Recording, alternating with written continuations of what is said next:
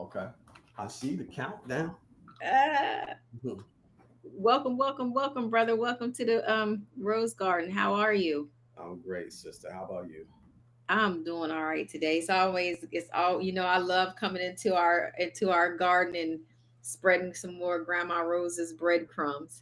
Um, Absolutely. it's been an interesting week as always, but this week has really caught me a little bit off guard with the shuttering of more government um, facilities and actually feeling the impact around me, seeing friends and colleagues and family members um, really impacted by it. So yesterday I was it's somewhat of a haze, and I took a nice long walk with my husband, and Hmm. uh, that did help, But one of my friends reminded me that this is like uh, almost identical to what happened to COVID, and it's almost like 5 years to the date. Because remember, COVID happened in March 2020. That we are all having this kind of uncertain reaction. The initial reaction was just so powerful, right? We felt um, paralyzed and a lot of fear and not having a lot of direction. But my friend reminded me that as time went on, as COVID went on, we figured it all out. So I think that's a good parallel to what's happening here, even though um, the threat was a little different. It was a virus, but people were dying, and we didn't want to be the ones that were dying. So death is a little bit different than losing a job, even though loss is loss. So yeah, but it's been hard to deal with that, and I'm an empath, so I can feel the tension that's in the environment, and that I lost sleep last night over it. Well, you know what what's the telling sign to me is I don't know if you saw that that little spectacle where Elon Musk brought out the Teslas onto the White House lawn, and Trump was basically doing a commercial for him where he was saying, "I'm going to purchase a Tesla uh, without a discount or anything like that," because he was trying to support Elon because he's been impacted.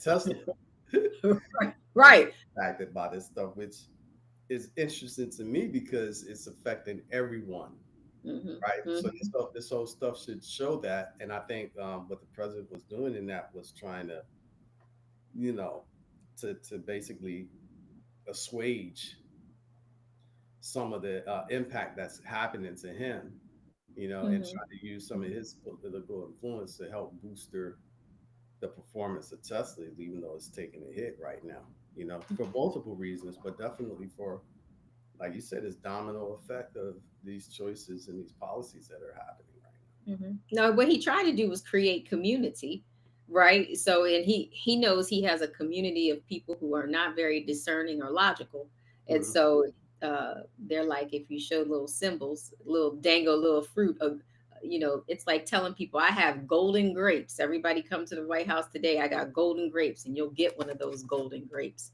Um, But so he also was, acknowledging, he mentioned, he's like, he doesn't want these things to hurt Elon. He's like, Elon is a patriot and all this stuff and shouldn't hurt. So he's acknowledging the fact that it actually is causing an impact.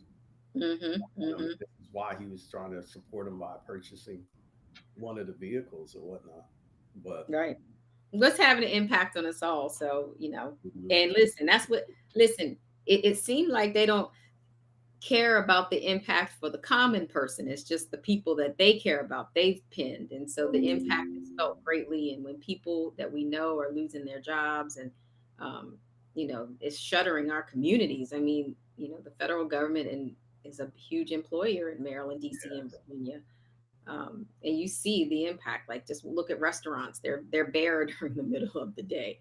The train isn't as packed, so mhm. there's definitely impact. So that's how I started my week. But I um, uh, have dug myself out of that now and told myself I'm not going to end my week with those types of that type of uncertainty, because we can pull from the lessons that we learned from COVID, and we did, like we got through it, we adapted, we're changing, we're going to get through it too, but we're in that initial chaos, and that initial chaos is it's been felt. I feel it almost every day, and I don't know how to not feel it.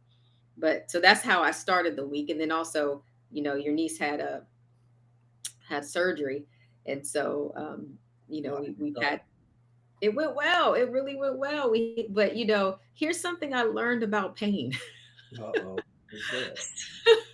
So even the toughest people can Mhm. react to pain in an interesting way. So pain is a part of surgery, and certainly the surgery that she had. And one of the things that she how she reacted to that pain is by being more infantilized. So she needed somebody to sleep with her. She wanted some snuggling. She needed some help.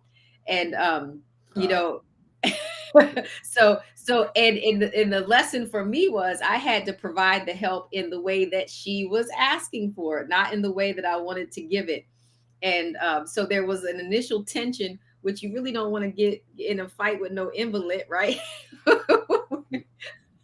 Where because that comes off mean. But then at some point when I was getting more sleep deprived, I was trying to save myself, jump myself on the life raft and say, well, this is the support that I can give you. So it's been an interesting week balancing the reaction from the losses with my colleagues and friends, and then you know adapting to the support that I have to give my invalid, who had uh, a very specific manner of support that she was requesting. So, and then today is her birthday, so trying to balance that celebration with the fact that it's a milestone birthday, and she can't even do any of the milestone things right now. So 21?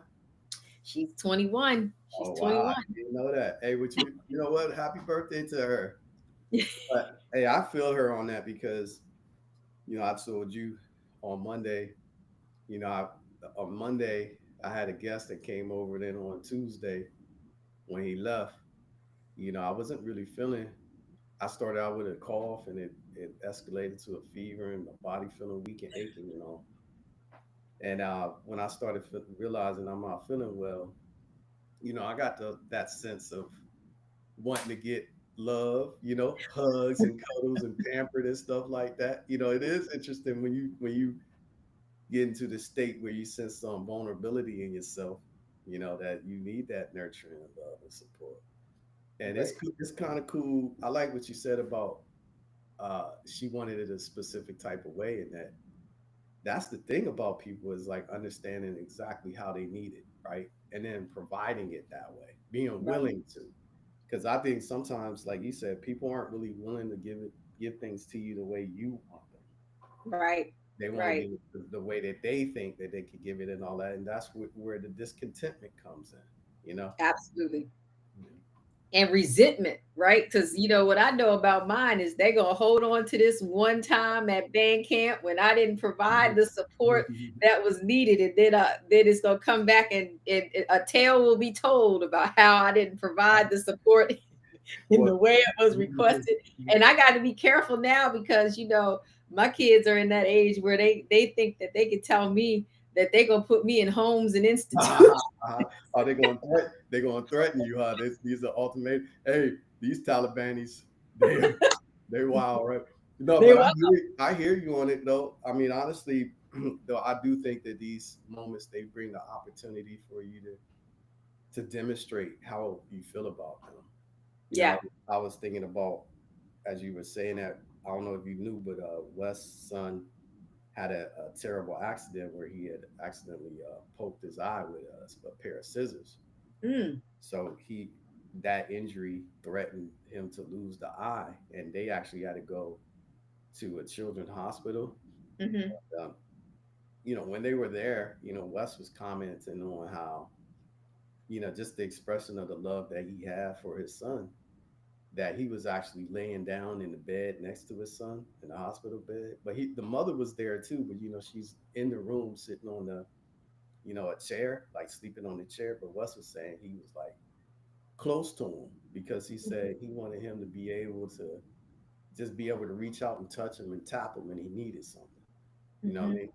So I hmm do think there's adjustments that you make when it's a loved one going through pain, Right. and that at that moment, there's no way that you can be selfish in any kind of way. No way. No, it's not about you. And that's but that's the beauty of this human experience, is not about you. But there's something else that happened this week that's all about me, and it had me curious and thinking, Tell me what's. because so I encountered a situation where someone commented on my hair. Oh, what they Okay. say? They said, and it was a male. It happened to be a male. Somebody that what's making you laugh, brother? I What's can't wait making to hear. I can't wait to hear what he said. What he said about your hair. so he said to me, and now let me give, I got to build the context. I got, if I'm going to tell the story, I got to create the story context. I So got you. this is somebody that I provide a service to, and I provide a service to the family, Okay. and they've been with me for many, many years. And so I think what is confused in this role and in this situation is that I'm friends with them. I'm very friendly in the capacity that but I'm not their friend. I got And you. so he mentioned to me, so I wear my hair in two styles. It's either up in the kind of mohawks, kind of spiky hair, or Right, right. this on the days where I am having weeks like this, it is down and it's very low. Okay. And you can see the natural wave. And he mentioned to me, when are you going to grow your hair out? He said, women look so beautiful with hair. And so I said, never, right? I mean, I said, I'm never going to grow my hair out. I like my hair short. I said, I look better with short hair. And I said, it's interesting that though you think it's okay to have this conversation with me when we're not friends, and to set the other stage of this is this individual is not traditionally what I would call attractive, right? Like my eyes, I have eyes, right? And that's one thing grandma always said, ugly plus ugly equals ugly, right? That was one of her famous remarks. So did And you then the take other thing, you took his remarks to mean that because you have short hair that you're not attractive to him? Is that what that's how you well, took I, that? I, I think indeed that's what was alluded to, because then a discussion about all of their Mhm. partners ensued, and how they had encountered a young woman in college who had started off with long hair and came back. And when he saw her with the short hair, he thought she had totally mutilated herself. Oh man. So it was an interesting dialogue, and I thought, this is an interesting way. Now here's the other part: this person was not a black person. Okay. Person was not black, which I felt like you're taking a whole lot of freedoms with this conversation. Again, we're in a more of a professional capacity, but I've been in around this person for many years. Uh-huh. And so I thought, you know where does this idea of beauty come from? Mm. And why is it situated so much around the hair? I Mm-hmm. think particularly when it comes to black women. Mm-hmm. And so, I try to keep it as light as possible. And when things don't matter to me, like, you know, that person's opinion did not matter to me. So I did not give it much dialogue at the moment. But but the problem is there's a little Sarita in my head that be talking too, right? So then when you look at yourself, you're like, know, what is it about my hair that made that person feel that free to come, to converse with me? What am I missing about the long hair experience that, perhaps other people, uh, you know, see me Well, differently? well, I mean, there's biblical scripture that says the hair of a woman is like the crown on her head. So I could see how people have that impression, but I've also heard comments from unsolicited comments from people that have seen you on this podcast who have complimented you on your hair. But my personal thought on this is that I really give credit to a woman who is able to pull off the short hair look, because that says something about her underlying beauty, right? Because sometimes I ain't gonna lie to you that someone having, you know, really long hair and healthy looking hair or whatnot, when you see them from the back or whatnot, you might think that they might be attractive, but when they turn around and you get to see the actual faces, you're like, wow, this.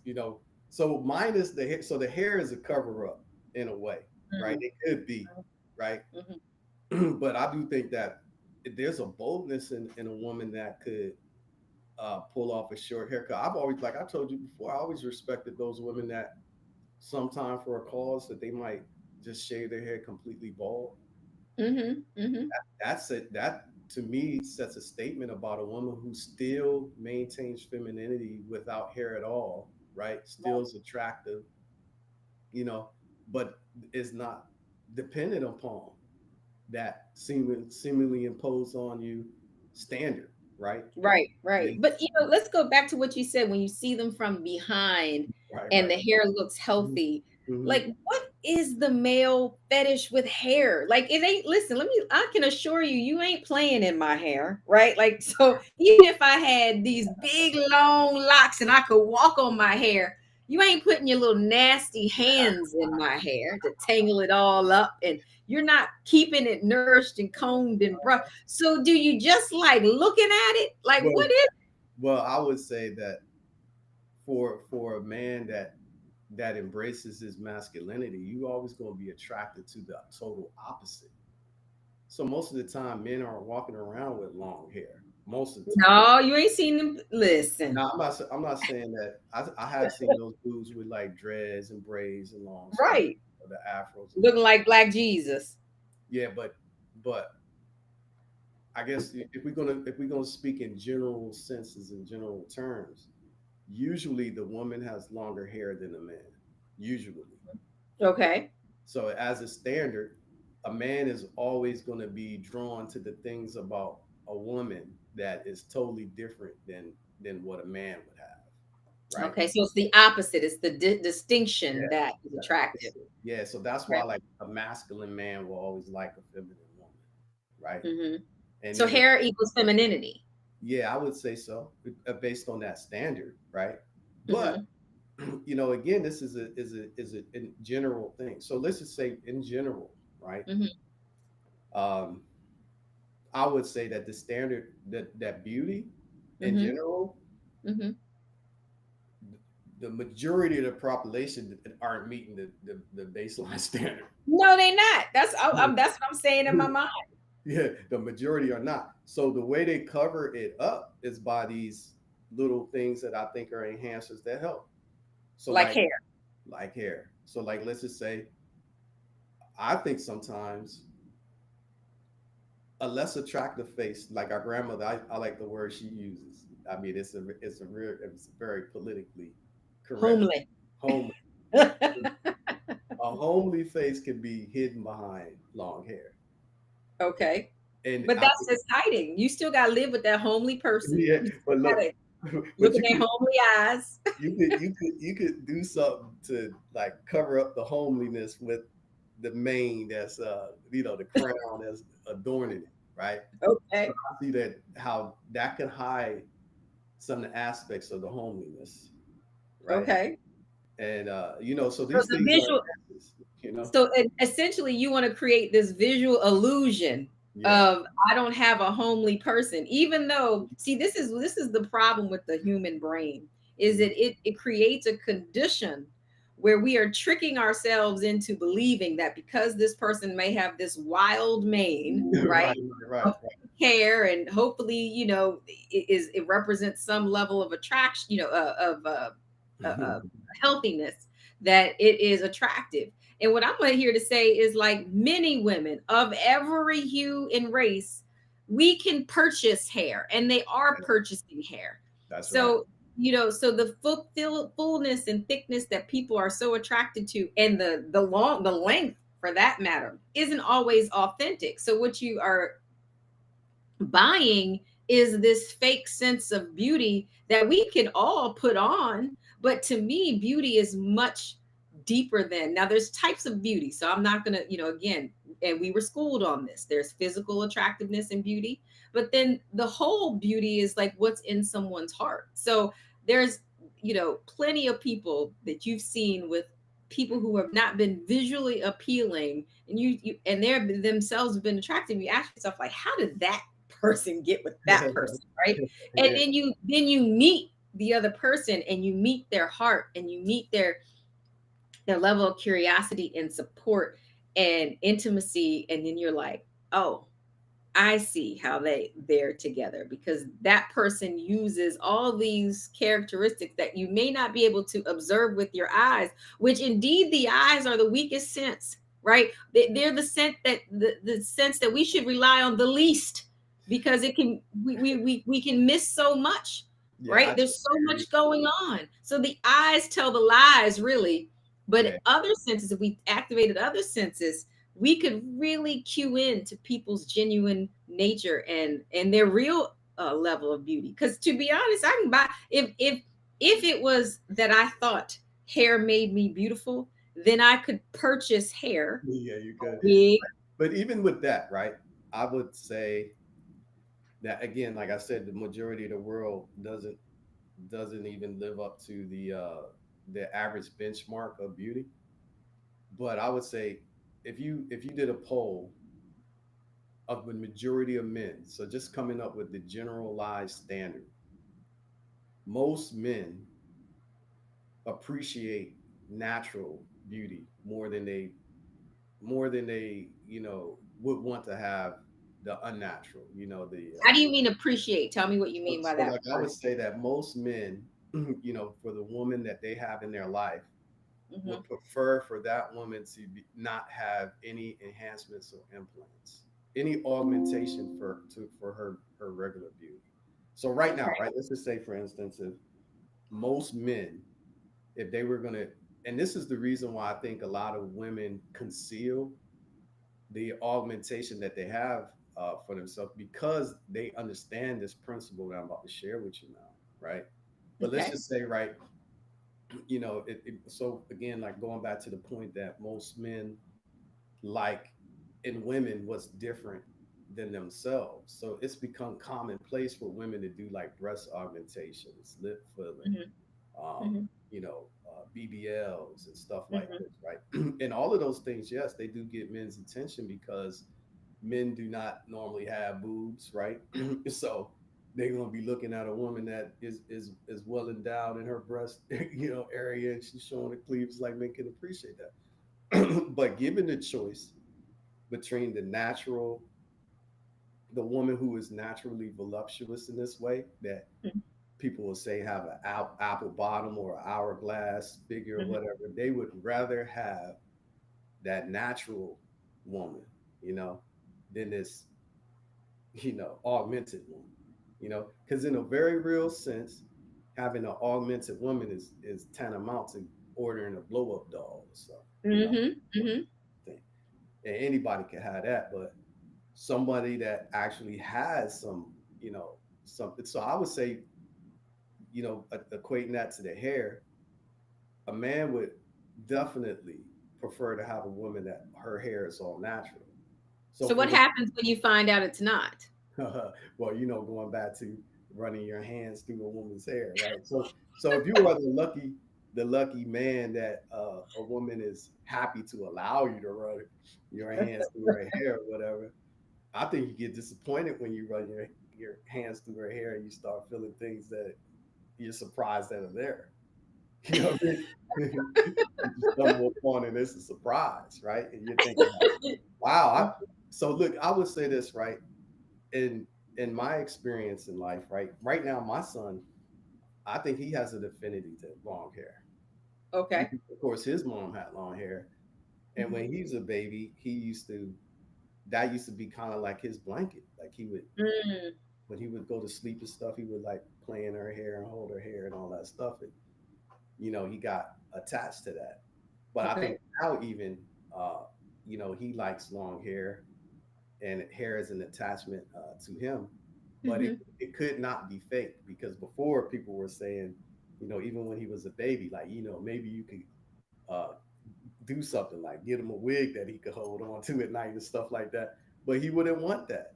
He How wanted do you know? Did you try because it? you try it. Yeah, you try to give him something that is imitation hair. He wouldn't want to go for it. He wants something that in your head that he can touch in there and do whatever he's doing to play with it. That is it. But then in my own personal experience, that messes with me too, right? Because I have, uh, I know what it's like when a woman's hair is all natural and long and all that stuff. I know that what it's like that. And then I know what it's like when you playing in a woman's hair and then you find this stuff that ain't supposed to be there, and she has the appearance of long hair, but it ain't really hers, right? Right. And then it be between the two. I'd rather her not do that. Hmm. I'd Hmm. rather her just wear her hair as natural as it is, right? Now the exception to this rule would be if she has something really going on that's an issue, health Okay. wise, right? Like let's just say she got what's that thing called, propecia or something like that, Alopecia. alopecia or Alopecia. something, and then so or Right. that or if something going on, right? Where Right. she needs this, then then it's different, right? Because you would be like, you'd understand the reason. But Right. then that's where I feel like people need to enlighten you. I heard this one story of this guy in China, right? He's a model actor, so he's Hmm. by by whatever standard he was attractive. Okay. Okay. So he wanted of course uh, marry an attractive woman and have babies, create a family with this attractive woman. So he found one, right? Then Hmm. they started having babies, and he started thinking, well, she must be cheating on me because these babies are homely. You know, He wasn't satisfied with the outcome of the no, no, reproduction. no. So this is what he found out after having babies with this woman. He found out that she had like 89 surgeries. So Wow. she was a super homely woman before she went through those surgeries. You know what I mean? Okay. So this man was distraught, right? He took her to court and everything, and won. Really? Yeah, he won. He won because So she fooled him. So why like do you think that's foolery though? Because that the was person, foolery. That what was foolery was because it he didn't give foolery? her. Hmm? Was it foolery because she didn't reveal the Yeah, 89 she didn't. She enhancements? didn't. She didn't reveal. But if she had revealed that, she wouldn't have had that opportunity with him for sure. How do you think? So let me Because ask you this. his criteria for wanting to be with somebody. So this is the thing, right? Where we talking about deception, right? I love the way you said that. The visual sense is the most Right. effective of all the senses, right? Because it definitely is not something you can rely on completely, right? But Right. it gives you a full form of intelligence though that is necessary. But I'll say this though, the whole part about being deceptive, right? It's right now. Let's just say if I had a woman and I knew that let's just say the woman was blind, right? And she Blind. was Okay. racist and she didn't know I was black, you know. Right. And I don't know what culture she's from, but just to say she's racist against black people. But I know this, you know. But Hmm. I like her and she falls in love with me for things other than the fact that I'm black. You know what I mean? Hmm. Then somebody tells her, hey, that dude black, right? You know what I mean? I feel like there's some deception in that because that's a piece of knowledge that she didn't know already. But I Right. knew, you know what I mean? So like Right. now, and it's totally fine if somebody has a certain type of criteria, right? Let's just say my daughter says, she want to be a stay-at-home, what she say? She want to be stay-at-home wife or something like that, right? Now that's her criteria, right? She want to find a dude that will, that agree to her being a stay-at-home wife. Now, but some dudes ain't with that. You know what I mean? So I think that this is something like when you're talking about making a connection with somebody that you put on the table, right? It's Hmm. just like saying, right now, if I'm about to fight a war, well, I want to fight a war with true soldiers. I don't want a Okay. whole army full of people that are suckers, right? So, Okay. so now if you ain't a soldier, why come to the table faking that you want to go to war? You know what I'm saying? Why not be like, hey, that ain't my forte, you know what I mean? Like I can help out in the war thing, But what I could do is help with money or like, help with people that get hurt or something like this. But But I that's the couldn't, you but know. beauty enhancements are the things is so it to me though there's a Mhm. little bit of hypocrisy in what you're Mhm. saying because especially about the case of the man who divorced and then sued the woman Yeah, yeah, because yeah. she enhanced her beauty to make herself beautiful. Right. But she enhanced her beauty to make herself beautiful so she could get a man like that who To get wanted another that because beautiful mate. most men, and you always hear this this terminology of a trophy wife, right? So most men want to have a woman that looks good on their own. But shouldn't isn't that what we should actually be dealing with? Is that women in some contexts have been reduced to objects Mm-hmm. when that is not the same standard of beauty that we project onto men. And if it were, it would be deeply criticized because in mass, I don't, well, and let's just say this, men are enhancing their beauty too. I Yeah. ran into a gentleman who went to Turkey to get hair transplants. Mm. Turkey, all the way to Istanbul to get hair transplants. And it worked, but it was deeply painful. And that was his confidence. He was he was open about it. And we again, we were in a business relationship. I think he was the guy who helped us update our car or something. When they come and teach you how to use your car when you get a new car. Right, right, And right. we could see something had gone on with the dude's hair, but we weren't obviously looking and creating this kind of like tension. Dude was like, I want to tell y'all something about my gift, and and then what he shared with us was like, on the day he got his hair transplant, he said it's like a clinic. Dudes all over the world coming in to get these hair transplants. So men are getting these beauty enhancements, and I'm not hearing the wives say, I'm gonna divorce this dude because he went when I got him, the original package, I got him and had hair. Because you take my husband. When I met him, he had a beautiful black mane, okay? Loved his hair. He is absolutely bald now. And I still love every part of that. So there's a standard here that's being uh, put on women that's not put on men. And we are as visual as men.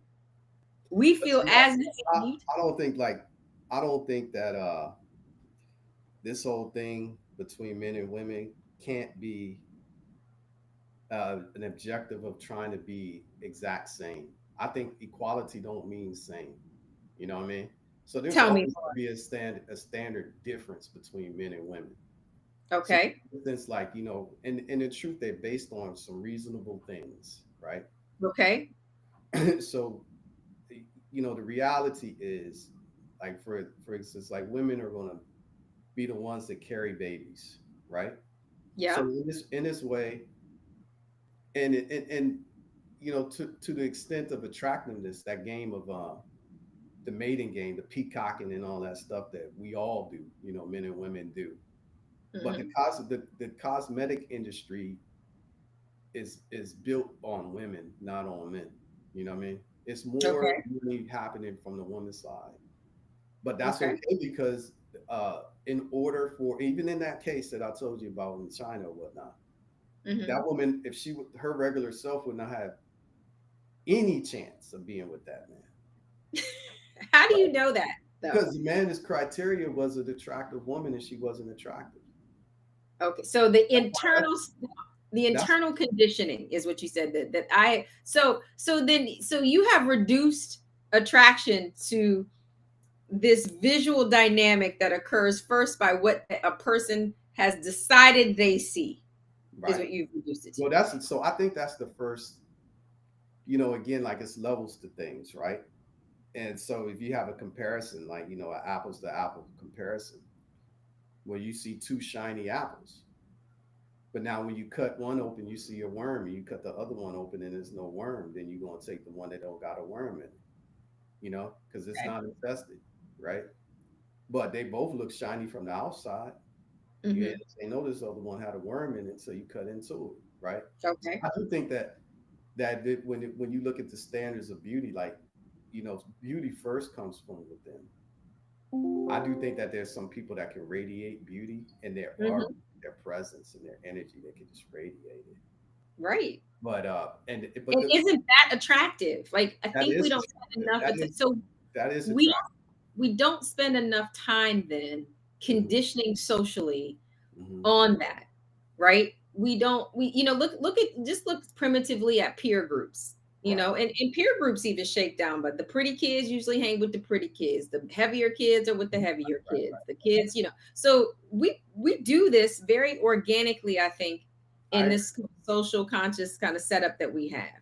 right, But right, we can do something to disrupt that as these higher order beings that we are, and we can say, pay attention to, like, we could be training our children, pay attention to kids that are listening, and kids that are not always putting themselves first, like these um, uh, characteristics that are not just visually appealing. Now, our eyes do, like, like you said, there's a shiny apple. Our eyes will bring us to the thing that stands out, but we are in control of our senses, so we can create um, a necessary bridge, I would think, to what is good for me physically, and versus what I see. So, is it good just to date the attractive girl who uh I'm hoping this, let's take this Chinese woman who had 89 surgeries.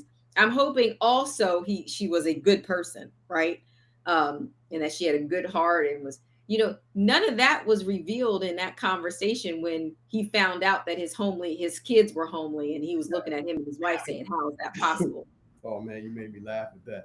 No, I hear you on that. I just think that, to your point, right? You're talking about like true, real virtues. I honestly, I believe that the superficial stuff will get you in the room.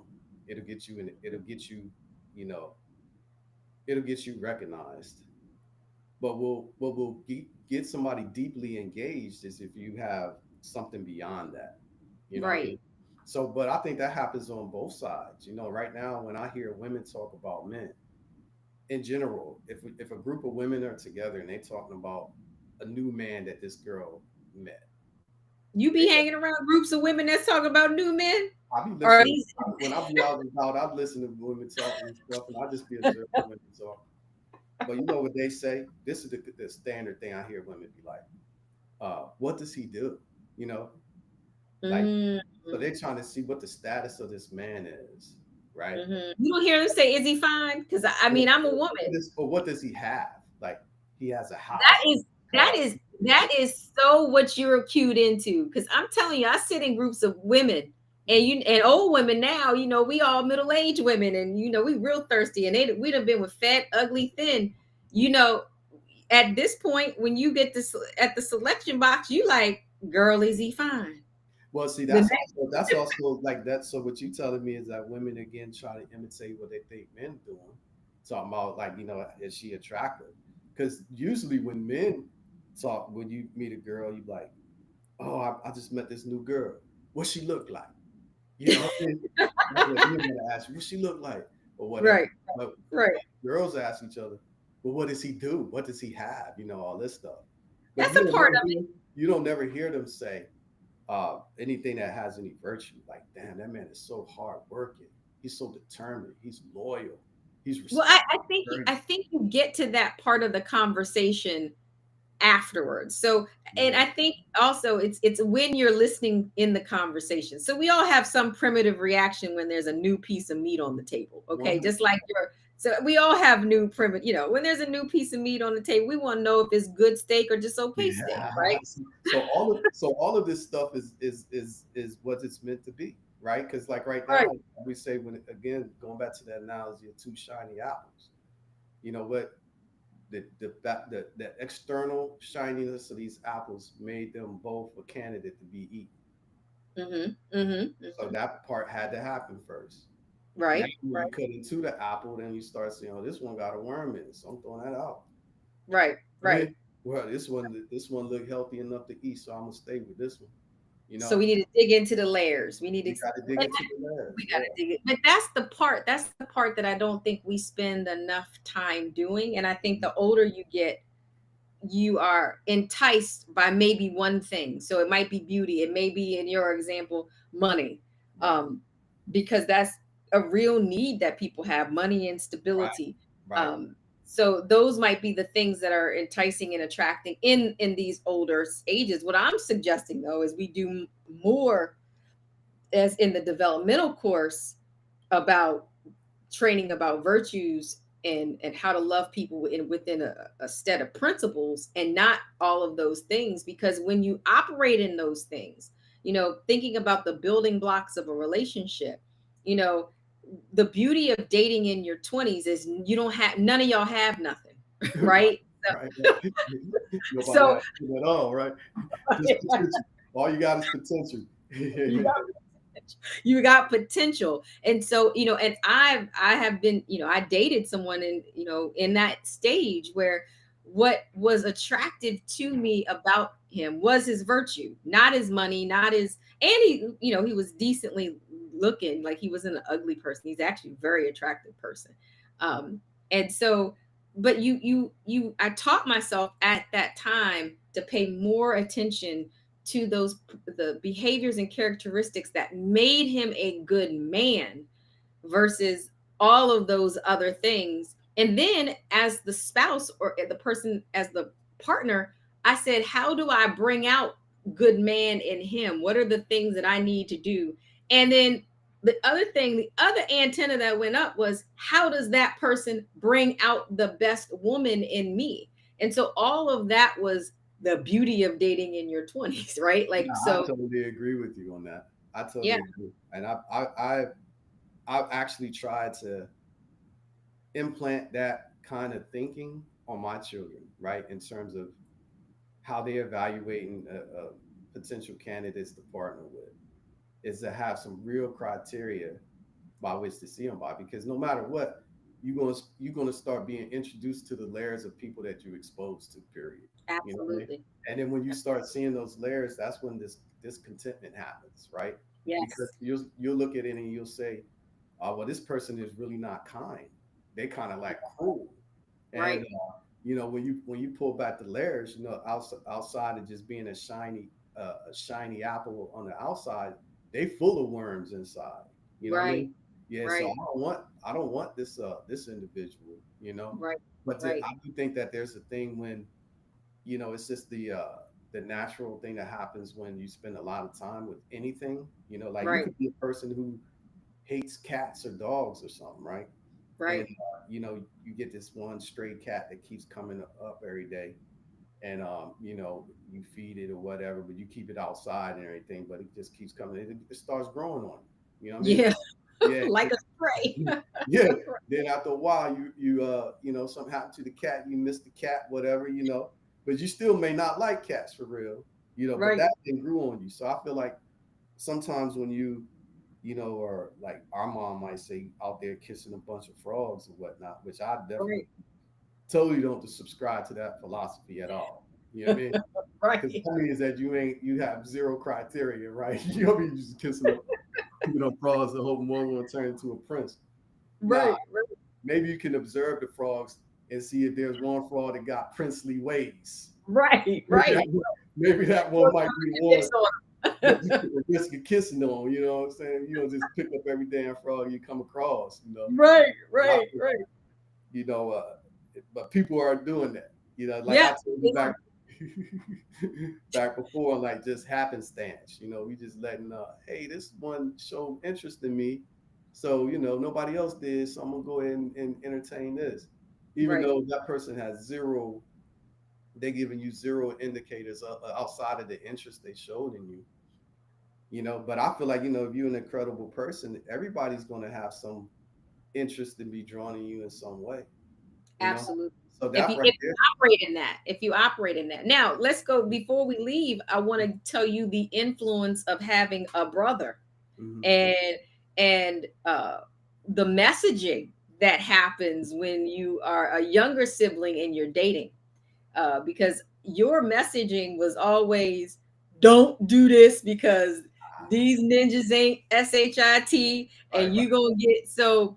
And I will say that there was a lot of fear in that messaging, So when I was taking risks on people, I would be hearing like, well, you know what? Uh, when this character came out, that person, my brother was trying to tell me that, you know, this is who they are and what they are. So it's good to have people who are a little bit older, even though you know you only 11 months older than me. So you Right, ain't right, right. so wise, but older and wiser to impart take that. But think about the people who don't have uh, that level of support and messaging. And so they're getting it from the dumbest sources in the world, which is usually their friends, That's so you true. know? That's And so, and people who don't truly care about them in the sense that like a family member or a parent would. And if your parents aren't talking to you, because that's the other thing is parents are not really telling uh, their children the truth sometimes, you know, or helping. You know, one of the beauties of living with an older, you know, parent, grandparent like we did was she was brutally honest. Like y'all walking around with your pants sagging down, you know, that's true. She was you real. know, she was very real. And she had uh, a tenor about that made you very, you know, if you weren't associated with the group that, you know, then rats, you rolling around with the rats in the rat holes. And, you know, you felt like that. And she projected that onto you if you looked like that or behaved like that. So I don't think like, you know, mom certainly didn't talk to us like that. And I don't see other parents saying y'all looking like bums and the rats in the rat hole, you know. So we had that benefit. And I just want to encourage people to think about like how can you be a good uh, teacher and a mentor to people who don't necessarily have it, and how can you be discerning, because the one thing that's going to save us in this tragic moment that we're all going through is this is community, and creating a community and caring about the community, and beyond what we're looking like, which is really my point of bringing this up. Why it kind of sat with me, the little Sarita in my mind connected it was, you know, here we are in a time where people are getting fired and not eating, and you care so much about my short hair and Yeah, what that's that has to do, instead of really cultivating a sense of community and love and um, uh, value around who we are as individuals. And so I think we need that so much more than talking about things and um, 100%. I totally agree with you. Just 2 points to emphasize what you bringing up. I was thinking about like Muhammad Ali, and then just fighters, just personalities inside of the same profession, right? And mhm, when you think about like Muhammad Ali compared to any other boxer, you see somebody that actually was involved in the upliftment of a community as a whole, you know, just aligned with the point of thought that you bring up, right? Where he may not have made as much money as like Floyd Mayweather, for example. mhm, And like Floyd Mayweather, I think he could probably be frustrated because he would say, well, why doesn't the community love me as much as they love Muhammad Ali? You know, mhm, mhm, but in the embodiment of what Muhammad Ali was, I guess the point I'm trying to make is that when we looking at people, right now, if I'm looking at a woman, to be my wife, which that that I don't know what you would call it, but that mantle or that title, mhm, that's important to me. So I'm not just mhm, giving that out to anybody. But mhm, I say like, but for me to like really consider a woman to be my wife, I want to see her in the world without me. Like, how does she show up in the world without me? And mhm, I look at everything about her. mhm, So mhm, how is she in her family? You know, mhm, is she a good daughter? Is she a good sister? Is mhm, she a good mother? mhm, Is how then is she in her community? mhm, How is she in the ecosystem around her? How do people see her? mhm. How see those things matter because like somebody could treat you really well. Right, They could be horrible to everybody else. And the right, only thing that will change that is as soon as the familiarity and the novelty wears off, you'll be just like everyone else to her, you know. right, So right. this matters. But What a thank good you. point. No, Yeah. I appreciate it. And thank you for always spending time with me in the Rose Garden and help me understand and shape and you got to talk to the little Sarita in my head that be going off, because it was a lot going on in my mind for real. And sometimes I wish I had the freedom to just let it go, be myself in those situations, but I didn't in that moment. Yeah, it But wasn't for him. That in deeper conversation wasn't for him anyway. yeah, it really wasn't, and it wasn't worth it. Yeah. But today I want to highlight your business in our closing, because we said that we were going to do that for at the end of each of our episodes. And so today I want to highlight your Black business, BizTech Fusion, Thank you. and the great work that it does in not only for the DC metropolitan area, but internationally. You are an international business, and your IT solutions are supporting businesses as small as mine, and making us greater. We have a program that you all created for us that is innovative. And when we came up for our accreditation, we got lots of points for the creativity and the solutions that are driven for our patients. And so we're deeply appreciative of what BizTech offers. And then also your nonprofit, which is Reach, that does so much to support job training efforts for our returning citizens, and providing support and psychoeducation for returning citizens. So I highlight BizTech and salute the great work that you do, and also Reach, because it's so right now we need to continue to create community and establish community, and to make sure that when things settle, Black people know where to go. So if y'all need some IT solutions, y'all go to BizTech. And if you are a returning citizen who needs support, reach out to Reach, because they are there to help. And one more, the delightful indulgence, which is to That's right. get, The get some sweet life. treats, Yeah, the sweets. delightful. And if you want your hips to grow,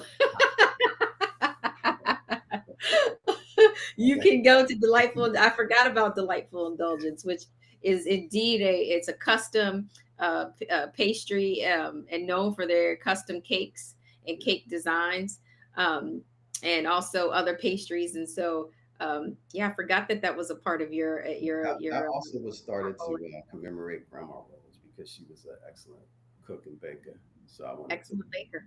yeah. But Yeah. I appreciate this honor. Thank you for that, sister. I love spending No, time with you. And so the I next, love spending time with you in the Rose Garden. I'll see you next week. all right, take good care, sister. Bye for now.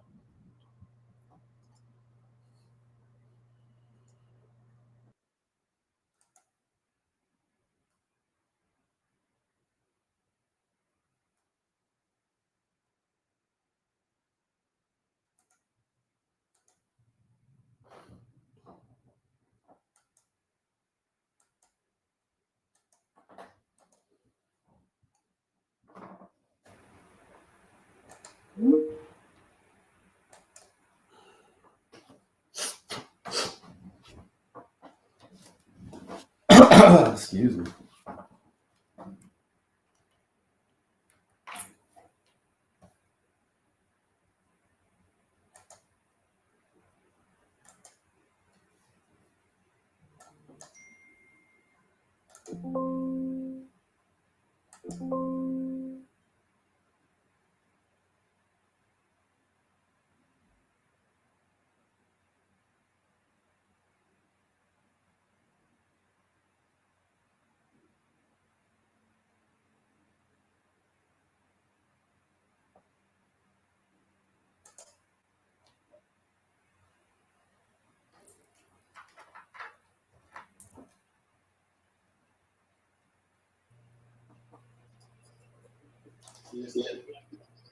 Hello? All right.